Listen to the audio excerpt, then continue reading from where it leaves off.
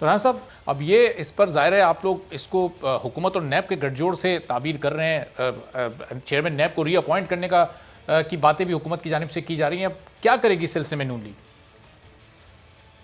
देखो, नून लीग ने क्या करना है? नैब कुछ करेगी तो फिर नून लीग जो है वो उसके मुकाबल हुआ कानूनी तौर पे या अदरवाइज तो वो करें।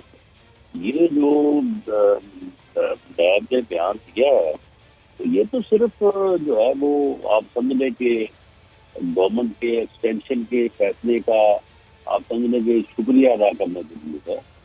दरख्वास्त दी है उन्होंने, जो है वो एक्सटेंशन की, और उनको ये बताया है कि आप हमारी एक्सटेंशन जो कर रहे हैं, तो ये देखें कि हम अभी से जो है वो उसके शुक्रिया के लिए और उसको हलाल करने के लिए जो है वो हम तैयार हैं। बाकी वहाँ से जायदाद जो है वो बेच के तो पैसे लाने की जो चौथा साल है ला नहीं सके अब तक, तो अब कौन सा वक्त है इनके पास जायदाद बेच के लाने के लिए? ये ऐसे काम फैलिए हैं।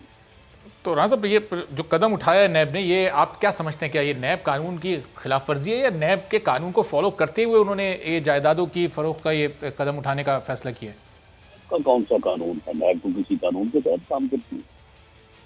नैब तो एक जो है वो पॉलिटिकल इंजीनियरिंग का जो है वो एक टूल है, और यानी वो जो जिस तरह से वो कहते हैं कि वो कसाई की वो छुरी है, हलाल पे भी चलती है, हराम पे भी चलती है।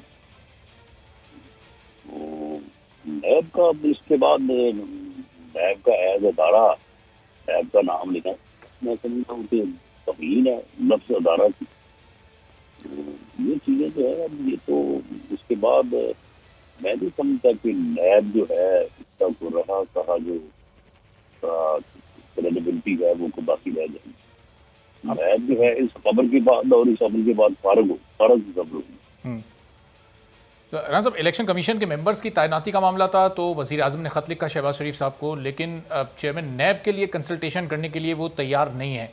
अब ज़ाहिर है ये इस बात का इशारा है कि शायद जस्टिस जावेद इकबाल को ही रीअपॉइंट करना है।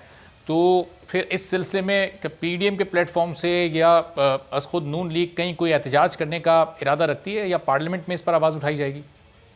देखिए, हम हर जगह पे इस गैर कानूनी अमल पे जो वो कानून से इन्हाफ करके उठाएंगे, इसके ऊपर हम कानूनी चाराजोई से लेकर एहतजाज वो पार्लियामेंट के अंदर भी और बाहर भी हम बिल्कुल वो चीज़ें करेंगे। लेकिन आप मुझे ये बताएं कि ये तो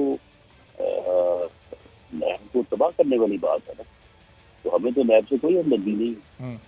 यानी इस तरह से कानून की वायलेशन करके, इस तरह से कानून को अमल करके अगर वो नैब के चेयरमैन को एक्सटेंशन देते हैं, तो आप मुझे बताएं कि नैब के पल्ले रह क्या जाएगा? नैब तो बिल्कुल फारग हो जाएगी। तो हमें तो नैब से कोई हमदर्दी नहीं है। लेकिन राना साहब, अगर हुकूमत ये कदम ऑर्डिनेंस के जरिए उठाती है तो ये कोई गैर कानूनी काम तो नहीं होगा? ऑर्डिनेंस तो कानूनी तरीक़ेकार के मुताबिक हुकूमत ला सकती है, उसका हक है। जो कानून कंसेंसस के साथ जो है वो मंजूर हुआ हो, जब अपोजिशन के साथ गवर्नमेंट जेंटलमैन एग्रीमेंट किया, पॉलिटिकल जो है वो सेटलमेंट की, ये एक ऐसी रवायात भी होती हैं, ट्रेडिशन होती हैं, उनका भी रूल ऑफ लॉ के तहत जो है वो कानून जितना दर्जा होता है।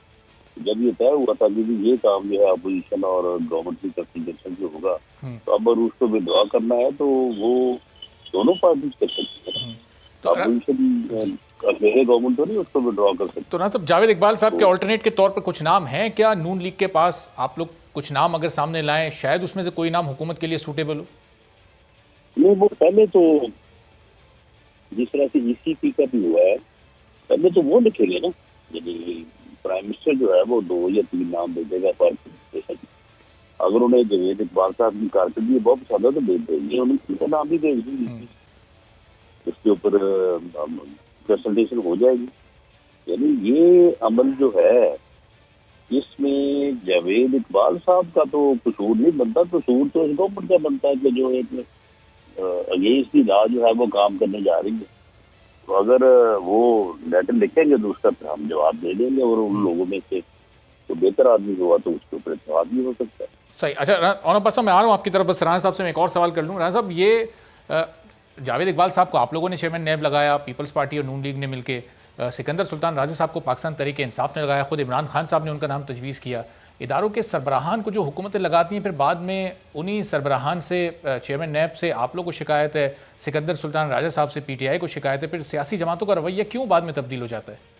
नहीं देखिए, मामला ये है कि ये तो अमल होता है, आखिर लगना तो किसी ने है ही है ना, लगाना भी है।